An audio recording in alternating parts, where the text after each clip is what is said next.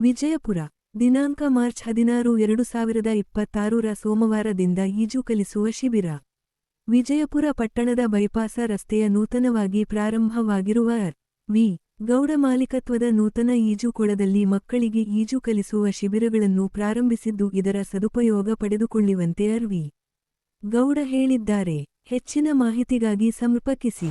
Mobile number 7676706471 ಮತ್ತು 80880030899 ಹಾಗೂ 9535180002ಗೆ ಸಂಪರ್ಕಿಸಿ.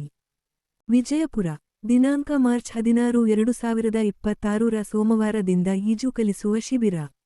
ವಿಜಯಪುರ ಪಟ್ಟಣದ ಬೈಪಾಸ ರಸ್ತೆಯ ನೂತನವಾಗಿ ಪ್ರಾರಂಭವಾಗಿರುವ ವಿ.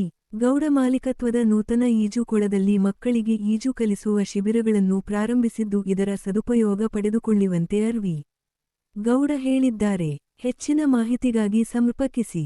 ಮೊಬೈಲ್ ನಂಬರ್ 7676706471 ಮತ್ತು 8088003009 ಹಾಗೂ 9535180002ಗೆ ಸಂಪರ್ಕಿಸಿ.